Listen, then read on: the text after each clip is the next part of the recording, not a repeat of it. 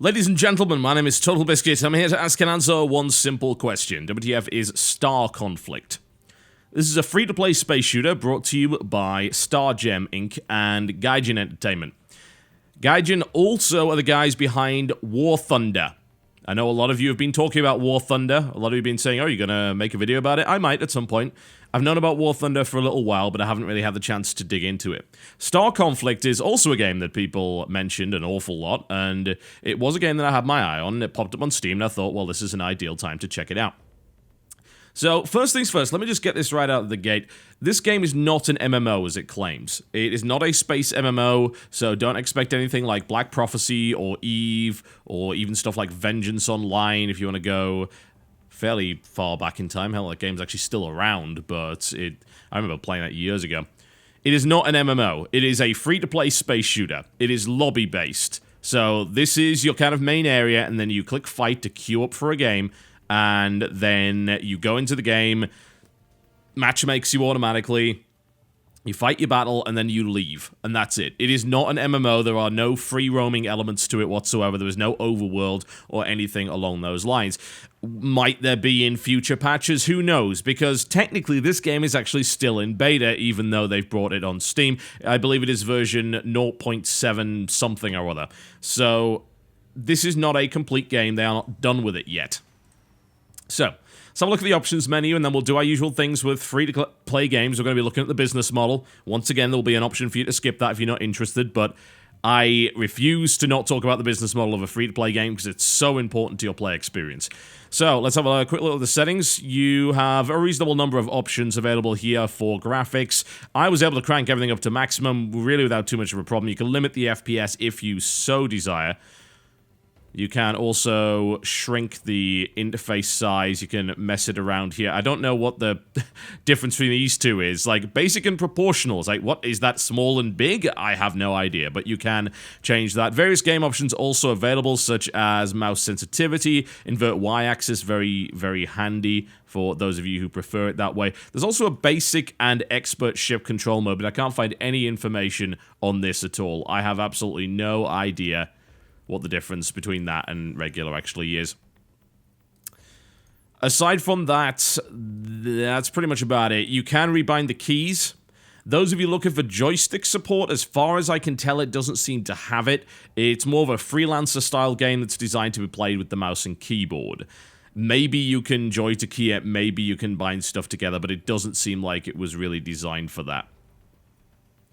Now, you might wonder why there's some Russian going on here. The game was originally released in Russia. It's now in English. I've got Russian chat on here because the general chat's pretty obnoxious. Any of you that have played a free-to-play game that's just popped on Steam, yeah, you probably know what the general chat's like. It's awful. You don't want to read it. So I've put it on Russian to make sure that you can't understand it. And look, the smiley faces and everything going on. So clearly the Russians are far more civilized than we are. Okay, so what's it all about? Well, you have a ship, and you go into various different scenarios. And by scenarios, I'm not talking about these. These are actually PvE scenarios. I believe there's only one or two available. It seems like you can only do them at higher levels as well, from what I can tell. The scenarios are various game types. Currently, I think there's 3. There is a deathmatch variant whereby one player on your team is picked as a commander or a captain. As long as that guy's still alive, you can respawn indefinitely. However, as soon as he dies, you can't respawn. So it's kind of VIP mode. It's pretty interesting. Unfortunately, since it gives it to someone at random, it can often result in the guy doing incredibly dumb stuff and flying straight into the middle of a furball and dying instantly, and then you lose the game, which is not exactly ideal. The smart ones tend to hang back. I've also noticed it tends to pick the guys that are in the bigger frigates rather than the smaller fighters as well, although I have noticed situations where that hasn't happened. But it seems like the guys that realize what they're doing will pick a frigate, they'll stay back, they'll snipe, and they'll be in a tougher ship rather than a little one that can be easily destroyed. The other 2 scenarios are a basic domination scenario whereby you have to capture various beacons. When you do that, it spawns a few combat drones which will help you defend it. And then there's a new one that they just brought in that is I suppose it's like bombing run, really, whereby you pick up these EMP bombs around the level and then you try and fly them to the enemy stations to blow the stations up. It's pretty cool. But that's pretty much about it in terms of the variety of straight-up game modes as far as I can tell. So what are you looking at? Well, you're looking at my ship. As you can see, I've added a Union Jack onto it. These are actually premium ships. So let's talk about the business model, shall we? Let's go to ships and let's show you what's going on. So, business model. There are two types of currency, as you might expect. There are standard credits. Those are my standard credits down the bottom there. And then there are these, which are galactic standards. You can use these to buy pretty much anything in the game. There are specific things which will only be bought with those, but you might think, oh, well, it's okay because you can't convert them into credits and buy other stuff. Yeah, you can. You can actually exchange galactic standards for credits. So you're essentially just buying standard money. It's fairly easy to do, although the exchange rate's actually pretty bad. I wouldn't necessarily recommend doing this because really you can earn a lot of credits in a fairly short period of time. Now, it depends what you feel is best. Is your time more valuable than your money? For some people it is, for some people it's not. Now, what can't be unlocked in the game with standard credits? Well, if we go to ships, I can show you. So, it's a very World of Tanks-esque, and also like War Thunder as well, in that there are various tiers, yeah? And they kind of rank you, and then there are various tiers within those ranks. So, say at rank 10, that is when the first tier 4 ships seem to appear, yeah? So you can pick those up. This is a premium ship. You can only buy it with galactic standards.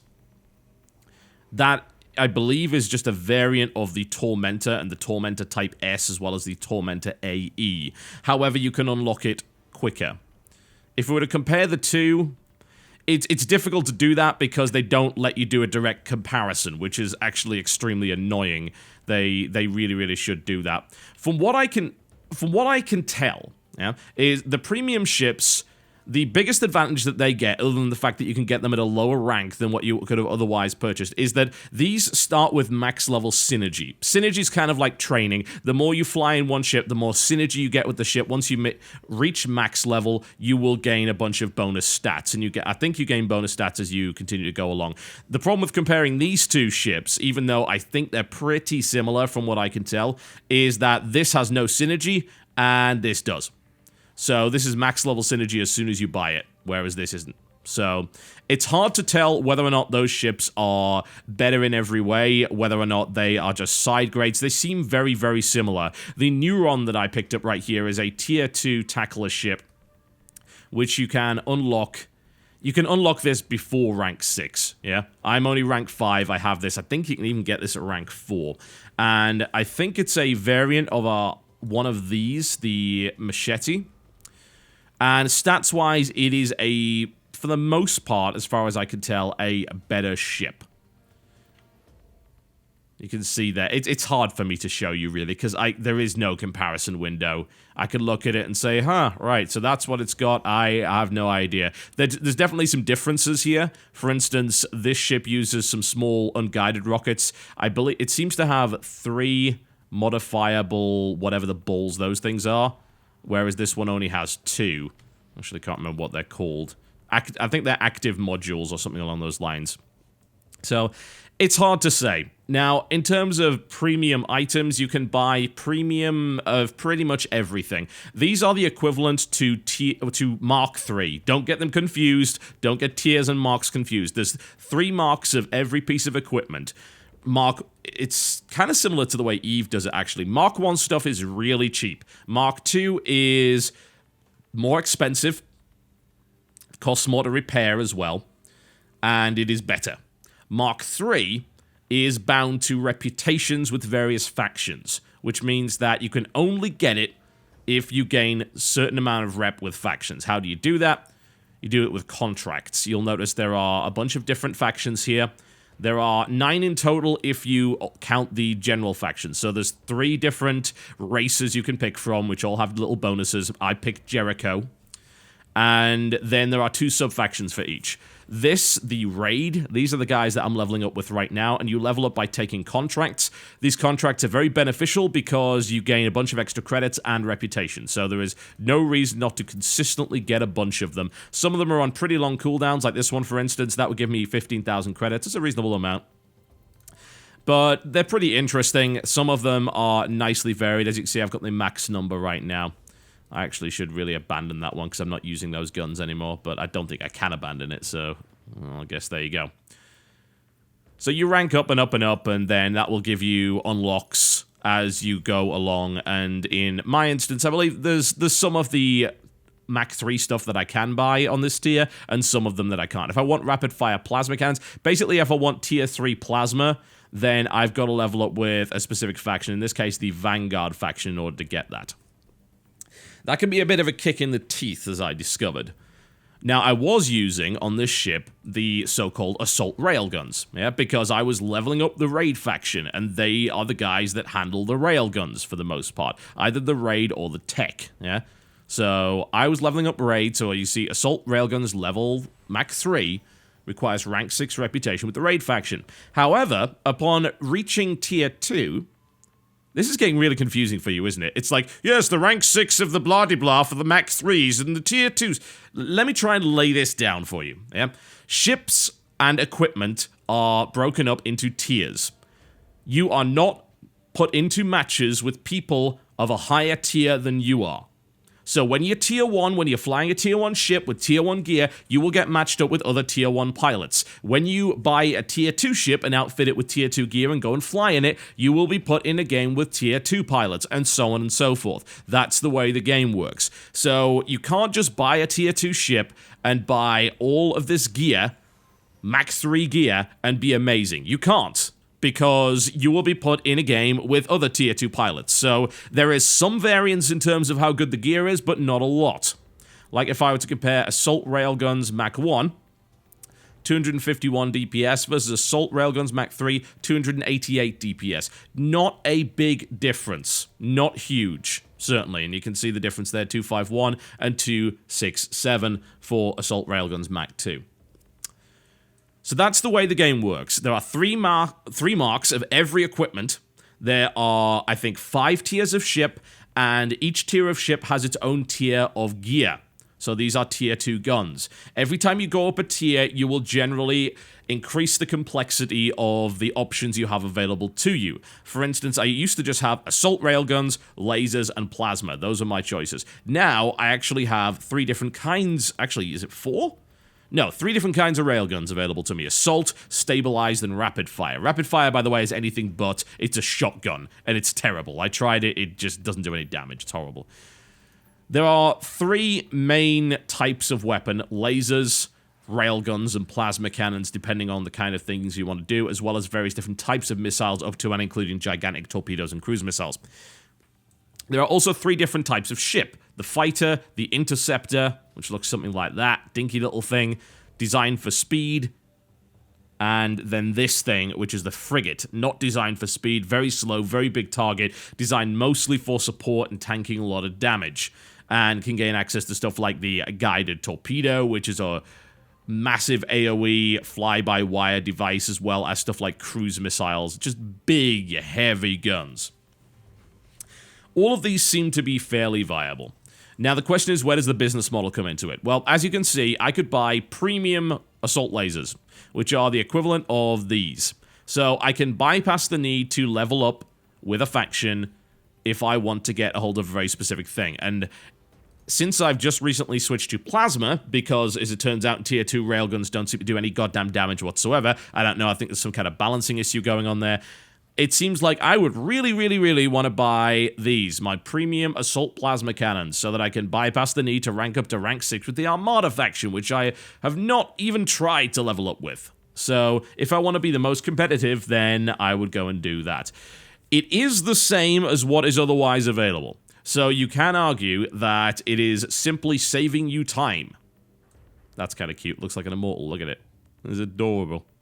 It is saving you time. It is catching you up to everyone else. Since you are in a tier bracket with everybody else, it could be anyone between guys with Mach 1 gear across the board, or all Mach 3s, or even rare drops, yeah? These are actually available. You can, if you win a match, you get to loot, and you get a chance of getting something like this. Overcharged infrared flares. These are really nice. They're kind of like Mach 2.5.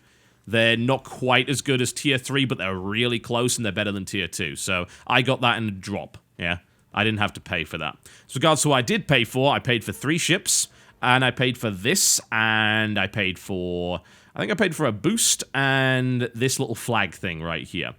And that came to a total of about $10. The exchange rate is as such. You can get 3,300 galactic standards for $10.50. It's not a lot.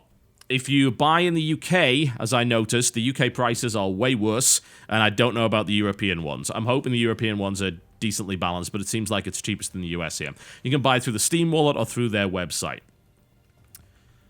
As I said, $10 gets you 3 ships, a fairly expensive module, something like that. And I wouldn't recommend that you just go and buy a bunch of ships, because ships are useless unless you have gear on them, which I can't afford to get. Because, for the most part, I need to buy credits in order to do that. You know, I was talking to you about the exchange rate. Let's say I wanted to get some gear for this thing. A lot of this Mach 2 stuff is like 250,000 credits. To get 1,000,000 credits, I'm going to have to drop 2,500 gold standards in order to get that. So, that's about $7, $8. So, I could probably gear up a full ship maybe for $10. Give or take. But it's hard to say. You do get a lot of credits in the actual battles themselves, so I don't know. I feel the current business model is probably reasonably fair. Now, looking at stuff like missiles, for instance, getting gold missiles, that really smells like gold ammo to me. But as I said before, they are exactly the same as these things right here. Admittedly, if you are stocking up on a lot of these every match, and you're firing a lot of them, that's going to cost a lot to replace. These do not come back. Yeah, that's the cost of one Mach 3 missile at tier 2. Yeah, so once you fire that, you're basically firing money.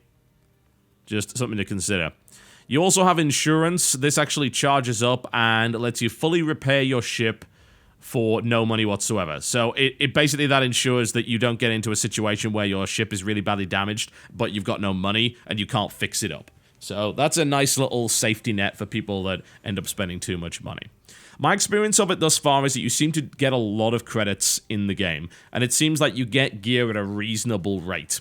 When I ranked up to tier 2, my repair costs shot through the roof. Also, of course, because I'm firing tier 2 missiles instead of tier 1 missiles, I am paying a lot more for each missile. These used to be unbelievably cheap at tier 1. Now they're like 10 times the price.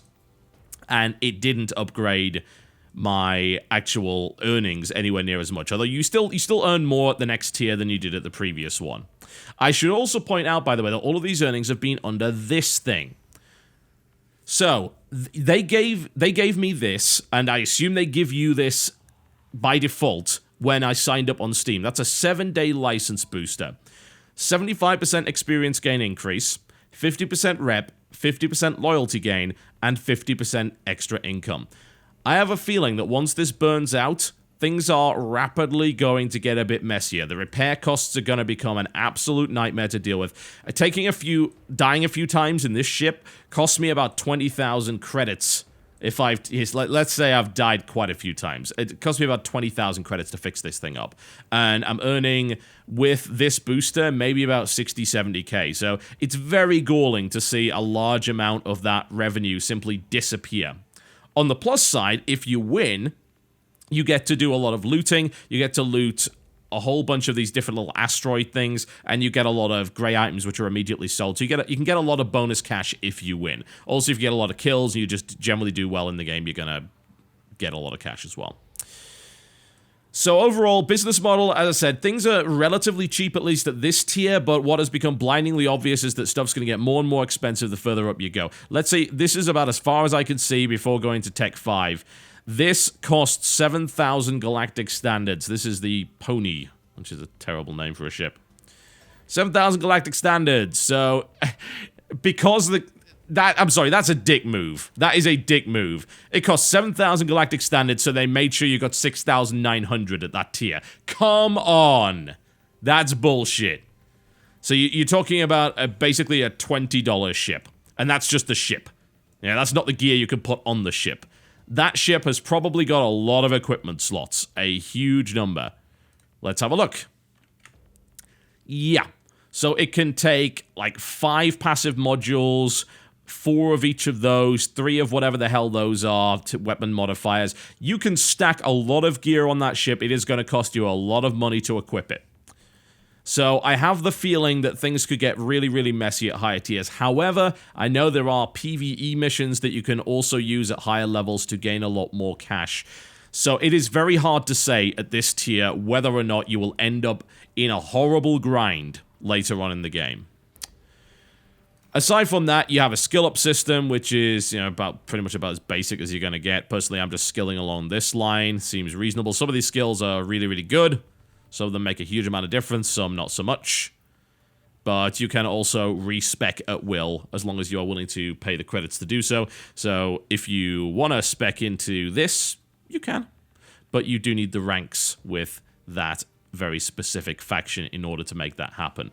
I'm on the verge of going to tier 3, and there's no way. I mean, I don't even have a fully equipped tier 2 ship yet. So it almost seems like the pacing was designed for someone without this license, and I guess that kind of makes sense. My recommendation, as with all free-to-play games, is for the love of God, don't spend money on it unless you're absolutely certain that you're going to be playing this game for a while. I spend money on it so I can show you what exactly that money gets you. There's a bit of a difference between someone that makes videos on YouTube for a living and consumers, just general consumers. I am recommending that you hold off until you are absolutely sure that you want it. At least get out of tier 1, because as we're about to find out as I go into a match, things changed quite significantly once I actually got to tier 2 from tier 1. Now, before I go in there, we should probably have a little bit more of a look at the equipment system. There's a reasonable amount of customization available, and as you saw at like tier 4, there's a lot of different modules. Here I have 3 ship mods, 2 active mods, and 1 passive. That ship that I showed you at tier 4 had like 4 of each of these things, so as well as 3 different weapon mods. So there's a lot of complexity there. You can also equip different kinds of missiles, which is pretty neat. So, you know, the customization and the whole loadout system, I feel, is good. It's got a surprising amount of depth to it. At tier 1, it seems like, oh, there's no depth to this at all. It's just primary and secondary weapons. No, there's a lot more depth to this than you might think. So, yeah, I'm definitely a fan of the equipment system. I am a little bit disappointed by a lack of customization for the ships in terms of the aesthetic point of view. Like, right here, the only thing I could really do is put a sticker on my ship. I'd like to change the colors, maybe add some little, I don't know, anything to it, really. I mean, it looks awesome as it is, but it would be nice to get a little bit more customization from the aesthetic standpoint. As I've said, though, this game is very much still in beta. Let's actually get into the game, shall we, and show you what's going on with it. So I'm going to queue up here. Arcade seems like the quickest of the queues. Currently on Steam, you can get like a queue in maybe a minute, usually less. There's actually a reasonable number of players online. Not a huge amount. It's like 1,300 right now, as you can see it around a peak time. So it's a fairly small game at the moment. I expect that it will probably grow as more people try it out on Steam. It's usually pretty quick to get in. Now, the length of the games can vary pretty wildly. In the Combat Reconnaissance mission, which is the deathmatch one with the captain that I was telling you about earlier, that can take anywhere between 3 minutes to more like 20 or something along those lines. I think that there is a cutoff point whereby if there's a standoff, it just determines it based on how many kills one side has got and the other. So there is a time limit, but you can have a game end very quickly if your captain dies fast and then you can't respawn. It can just turn into a big snowball massacre. This is actually taking longer than it usually does. It shouldn't surprise me. This always happens every time I mention what the usual queue time is in the video. It will always be twice as long as what I personally have seen. You'll notice it's like 95 different games going on at the moment, 645 players on mission, 61 pilots awaiting takeoff, but of course they might not be in my tier, so they're not going to match me up with those guys. There is also a corporation system, which is basically a clan system. It seems like you can squad up, and this is, as far as I can tell, very much recommended. Because if you don't do that, then let's just say there's not a lot of ways to really work as a team in this game. There's very few ways to communicate. There doesn't appear to be a voice macro system or voice over IP, so actually directing players to work as a team is extremely difficult. Very difficult indeed. This is taking forever. Good lord. It's like the one time. There we go. Looks like we're about to get into this. Said it was triangulating it there. Nope. Nope. We're not getting into it. Good lord. This is taking ages. You know, I should have... Oh, there we go. We're about to go in. Excellent. As you can see, my little things are flashing in battle there. And eventually it's going to load. There we go. Excellent. Okay, this is a combat recon mission, so someone is going to be the captain. Hopefully it isn't me. Most likely won't be. And then we have to defend that guy, and if we kill the other guy's captain, then the other guys can't respawn. More often than not, this can turn into a bit of a standoff because sensible captains will go to the edge of the field and a couple of guys will stay around to escort them, and they're pretty hard to kill. Okay, Caption Snuggle, or is that Captain? No, that actually is Caption Snuggle. Interesting. He's probably aiming for Captain. Oh man, he's in a tier 1 ship. This is... I have never actually seen that happen, but apparently it is possible. This is actually really bad news. We're probably going to lose this. So, the guy who is supposed to be our dude, our captain, is in a tier 1 ship, and this is a tier 2 matchmaking. It may be because it couldn't find players and it decided to just give up and throw a bunch of tier 1s in here. That is a really bad idea. I really hope that doesn't happen all that often. Okay, I've got an incoming missile. Let's get ready to fight. And we're going to go and try and take this guy out. So as you can see, it is very much a third-person space combat game. This is going to get really, really messy. Deploy some flares and a few evasive maneuvers here, but they are all on me. I'm going to die very soon here. There's no way I'm going to live. There's so many. I'll try and dodge in between the asteroids, and you can definitely use the terrain in order to avoid stuff. As you can see, like, basically their entire team is trying to kill me, so I guess I made the mistake of getting a little bit too close to them, and I'm going to die, so that's unfortunate. I don't know, I mean, I might survive this if I could just stay out of range. Okay, he's shooting me. I'm just gonna... that was a mistake. I was changing my little special ability there. Each of the different spaceships has a different special ability. In my case, I've got a phase shield, which I can change the kind of... Oh, he's probably gonna die. We'll see. I can change the kind of damage that my shields are resistant to. There's 3 different kinds of damage in the game. There's EM, there's thermal, and there's kinetic. Again, very much like, that sounds like Eve. It's like, yeah, it does. In fact, a lot of the stuff in this game very much gives me Eve vibes, even though it's clearly not actually like Eve at all. But there was certainly some inspiration going on there. Well, it seems like my faith in Caption Snuggle should have been stronger because he's doing pretty well. Let's go and try and chase this guy down. So, the combat isn't exactly the highest speed, especially not at this tier. But it's fast enough, and you can do some pretty cool stuff dodging around the asteroids. In fact, it's almost essential for your survival. Looks like I almost lost that guy. I'm not having that. Now, I also mentioned missiles, and yes, you do have them. Launch one at him. Looks like I managed to make that contact. Where'd he go? He used flares, but that was a little bit too late for him. Just going to try and get around him. Now, the ships do actually have turrets, so... Sweet, got him. That means you don't have to fire directly forward, and the camera angle I'm currently using allows my ship's view to actually tilt around the place, so that I don't really have that problem. Enemy captain is down, which means we are in a really good position to actually win this game. Always good, because that means I can show you the looting system. Combat aside from that is fairly basic. You've got the sort of Freelancer, Starlancer style of lead indicator, so you can effectively lead the target, although of course that doesn't compensate very well if there's a sudden change in direction. Always something to consider. So aiming manually is often very good. The missiles, once you burn through them, that's it, you're done. You can't actually reload them in battle, so you've got to be pretty careful about when you actually decide to use them. They're very powerful weapons, but of course they can be avoided. A good way to do that is to run around an asteroid.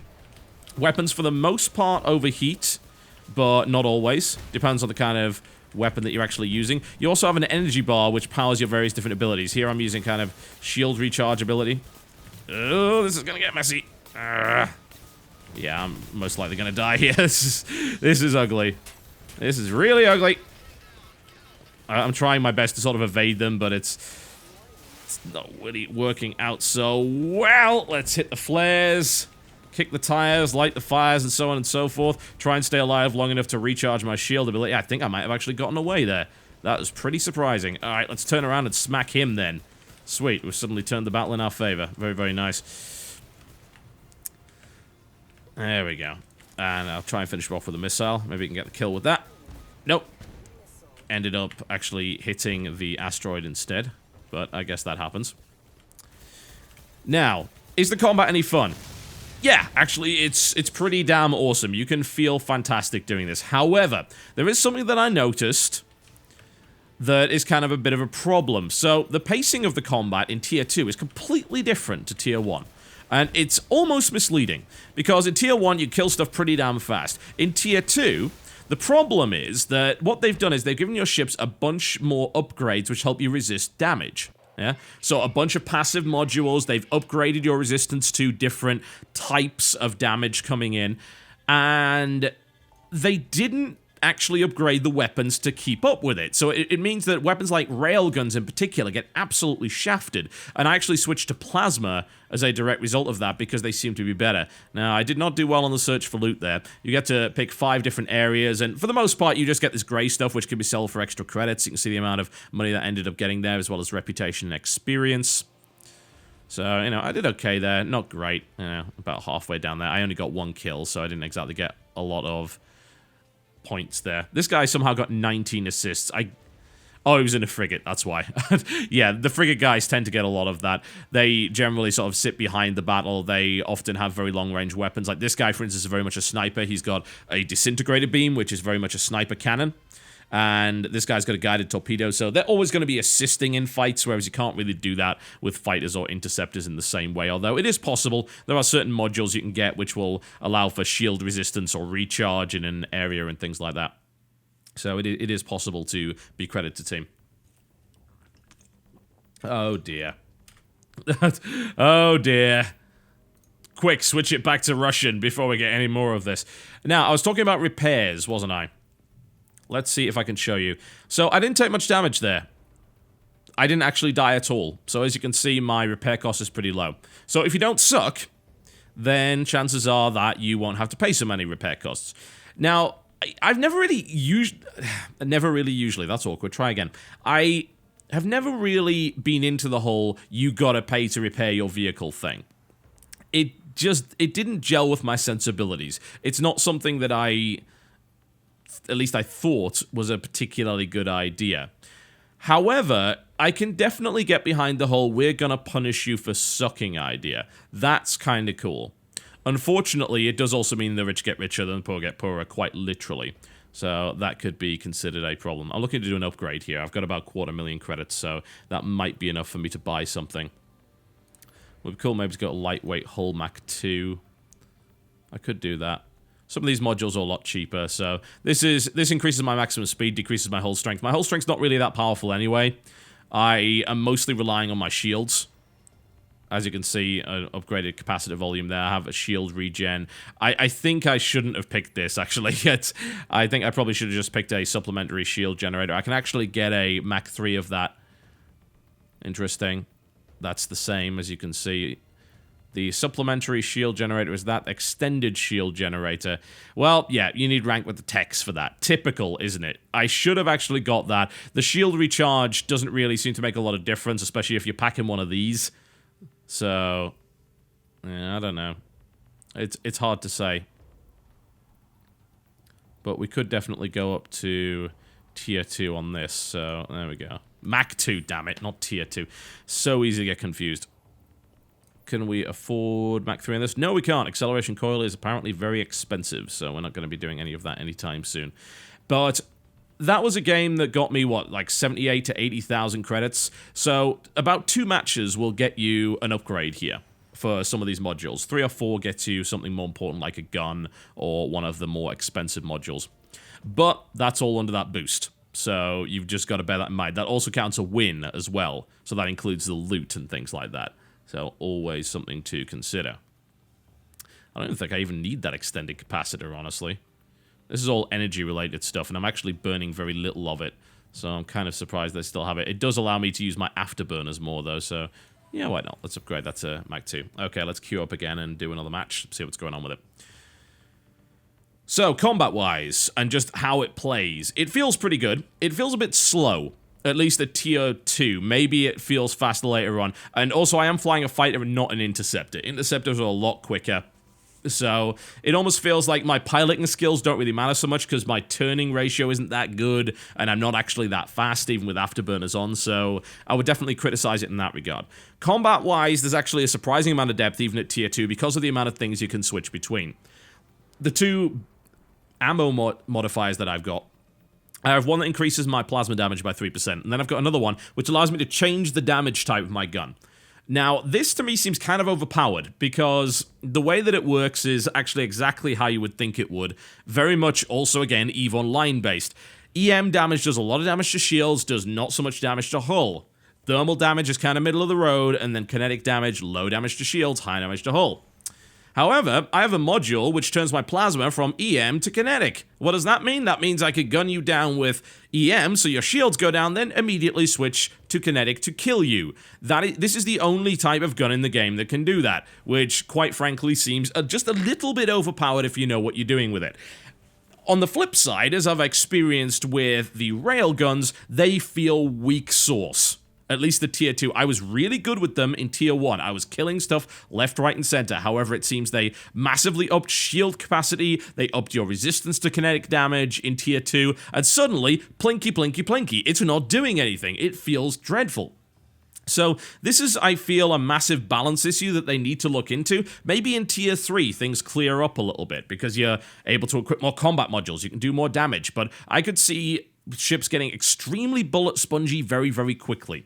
They already kind of are. I'm okay with my assault plasma cannons, but with my assault railguns or my rapid-fire railguns, I was doing no damage at all. It was awful. I was just unloading every shot that I could, and nothing was happening. It was really unpleasant experience.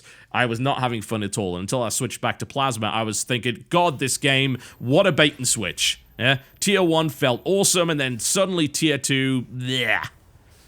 But, you know, if you use plasma weapons, it seems like that works. It seems like a balance issue that they need to figure out. This is still in beta, so I can kind of understand.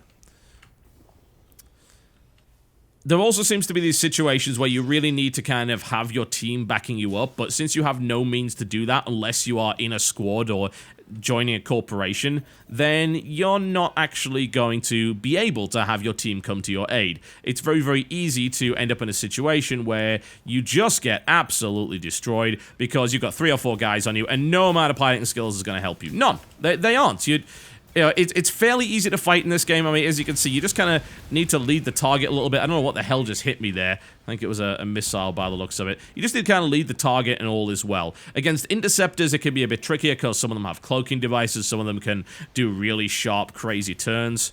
All right, I'm getting hit by plasma. Let's switch my resistance type over to try and be a little... Wow, what the hell was that? I died in 2 hits there. Wow. That is... At least it looked like I died in 2 hits. According to that, I took a ton of damage from plasma. I guess I just wasn't paying attention to my shields, but there you go.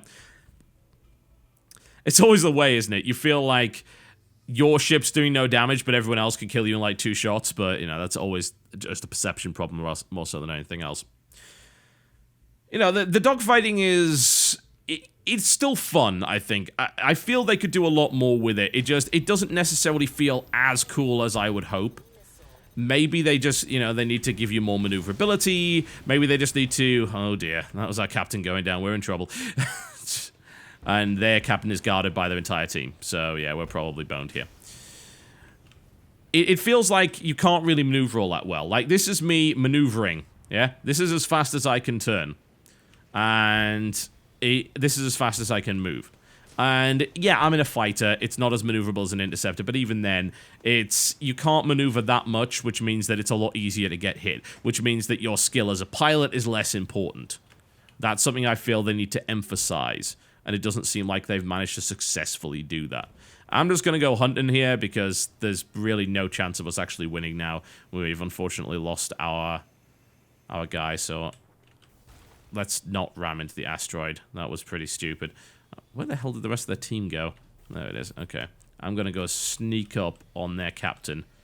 Which, it's pretty cool you can do that. The play fields are actually quite large, so they allow for some pretty sweet maneuvers. Oh, never mind. There's 4 guys just guarding him, so that's not going to go anywhere for us. But you can sneak up behind asteroids, you can break line of sight. You should frequently break line of sight. And you can also fly very, very close to the edge of the asteroids. But you can see even here, I'm not really moving all that fast, so it's not going to be that hard to hit me. Even with afterburners can kind of give you about 50-60% extra speed, but even then you don't really move that quickly. I think that's something they can definitely do something about. They could improve that greatly. Graphically, obviously, it's a fairly impressive game. Texture quality on these rocks is not that great, but they are absolutely huge objects, so I guess you can kind of forgive them for that. The ships look nice, the trails look nice. There is an option to turn off trails for friendlies. I would strongly recommend you do that. I've got them on for the purposes of the game looking flashy for this video, but I would strongly suggest that you turn that off because it makes it very confusing. Oh, hello. Here we go. I'm gonna unload everything I got on him and just die horribly. Here you go, have some missiles, and... God. Yeah, he's sitting there with 4 other guys, like I'm gonna be able to do anything. But I tried, and that was the main thing, right? In this mode, you then get kind of stuck, because you just sort of... You gotta sit there watching the rest of the battle, but this shouldn't really take too long, because I have a feeling the captain's not gonna die. They're gonna be able to respawn, and then... Yeah, our last guys are gonna be torn out of the sky. So the game's got a lot of potential. I think that there's a lot of crazy stuff they could do with it, with different game modes, maybe some kind of meta battling stuff going on. Maybe they do add that so-called MMO element to the game, which is currently not there at all and is kind of false advertising. Maybe they could. This is still in beta, so it's a pretty fun free-to-play action game. And as a space combat game, it's definitely not bad. Once you get into tier 2, and this guy's owning, holy crap, I want a frigate. Apparently, frigates are way better than everything else. Good lord. You are able to do some pretty fun dogfighting, and you are able to customize your ship with a fairly large variety of stuff, which will enable you to take part in very specific strategies and also enable you to add some depth and complexity to the combat. Which is otherwise just fire with left button, occasionally fire with right button. But because you have all these activatable abilities, like, you know, I equipped flares, and I also equipped this shield resistance thing, and I have my phase shield, and I've also got my combat modules, and you then get different types of missiles. You end up with a lot of buttons by the end of it, at least once you get to higher tiers. So the game is deceptively simple. It's actually a little more complex than would otherwise appear. Business model-wise, I think it's probably okay. I don't really see too many problems with it, but I have a feeling that once this runs out, my credit gain is going to slow down to a crawl, whereas my repair costs are going to spiral, and as a result, I am going to be in a lot of trouble. Yeah, I only died like once that... Was it like once or twice that game? So, yeah, my repair costs weren't really that high. But in some of the other game modes where you respawn a lot more, you accrue more repair costs. So I have had a 20,000 credit repair cost in a game where it was just a slugfest, it was a domination mode, and it went on for a while. So we took heavy losses, so we kind of got slapped around. Do I feel that tier 1 to tier 2 is a bit of a bait and switch? I think it is kind of to some degree. And I think, but it's mostly due to balance more so than anything else. I just think they haven't done it all that well. They need to rebalance the ships, and they need to give you that feeling of power, and they need to also emphasize piloting skill over just tanking pure damage. Unless, of course, you happen to be a frigate, in which case, that's fine. No problem. If you're in a frigate, you can't really maneuver, cool. You want to let people get beaten on in this bloody thing? Fine. That's okay, but in a fighter or an interceptor, your piloting skill should be more important than the amount of damage you are able to tank. And yet that's not currently the case. They emphasize defensive technology in tier 2 versus your ability to deal damage. And as a result, you hold down your button for a long time. It takes a lot of shots to kill somebody. And means in individual dogfighting, it more often than not just comes down to who has the right number of ships in a particular area of the map. And you can't coordinate that because there's no method to. I have a feeling that this game at the higher levels is probably an entirely different game, especially if you're playing as part of a corporation. These are some of the corporations which are currently available. These are their PvP ratings and rosters, and all. There's also PvE ratings as well. So you can do all sorts of things like that. Setting up a corporation, by the way, costs money. You can't actually do it in-game. You've got to pay like 2,000 galactic standards, or you can join an existing one, so I guess it's not really that difficult. And you can also get a squad with your friends. There is also one way to earn galactic standards, by the way, and that's by taking polls. Every couple of days they'll do this, and you can earn a small number of galactic standards, so it's possible to save money there. I think the game's got a lot of potential, but as with a lot of games like this, especially since I have just personally experienced the big jump between tier 1 and tier 2 and the changes in the way that the game plays, I would hold on to your money until you're really sure that you like it. It's not really all that hard to buy one ship and gear it out just in-game. I've played this for about 6 hours, and I actually did buy a tier 2 ship. Yeah, I bought this straight up. This is my tier 2 ship. It's the Machete. Then I decided to buy some of this stuff, but all of this gear that I bought for this ship actually ended up on this ship. So in about 6 hours, I've gone through all of tier 1. I've bought, this is my default ship. I then bought this, the Axe-Type S. That was my second ship. And I upgraded this, I got it to full synergy, and I got full gear, and I was pretty much all... I had Mach 2s or Mach 3s for everything, yeah? And then I went to tier 2, and now I have a almost fully geared up tier 2 ship that is pretty advanced, and I probably won't need to replace until tier 3. That's what I did in 6 hours without using microtransactions. And this is what I got with those microtransactions. Like 1 module and 3 ships, 2 of which I can't even fly because I don't have gear for. So that's like the starting experience. I think as well, if you do a lot in your first week before this expires, you're probably going to end up with a lot of credits. You're going to end up probably in tier 3, maybe even tier 4 if you really push it, but most likely tier 3. And you're going to have a decently geared ship. And that'll be through a week of playing a few hours a day. That seems like a pretty good curve to me, but who the hell knows where it goes from there, right? Doing a first impressions of a free-to-play game that has a long-form business model and microtransactions is very difficult. But thankfully, there is a way that you can avoid being screwed by it. Just don't give them any money until you're absolutely sure that this game is worth your time. Play it for free, try it out for the week that they give you this pass thing for.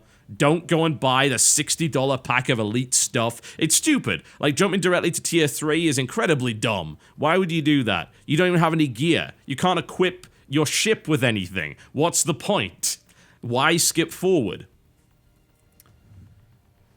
Just try it. Give it a shot. As I said, I'm having a lot of fun with it. I did run into some very frustrating parts, especially with the railguns. That is a balance problem, but it is a game that's still in beta. So as a result, I said, hey, okay, I'll drop $10 and I'll see where it takes me, and it got me a decent amount of stuff, and I feel the game is a lot of fun, potentially. I feel it could get even better. They could do all sorts of great things with it. They just added a new game mode in a couple of days ago. This could go places. And the basic combat is a lot of fun. But they do need to fix the team coordination, i.e. they need to add it. They need more variety in the game modes, and they need to sort the balance out. You know, I think their business model is probably the least of their issues right now. Star Conflict, ladies and gentlemen, currently available on Steam. It is free to play. You can try it for yourself and see what you think. And if you were to ask me whether or not that I recommend you spend your time on it, yeah, sure. Put a few hours into it. See where you go with it. And then maybe you can come to the conclusion as to whether or not it's the game for you. My name's been TotalBiscuit. Thank you very much for watching, and I will see you next time.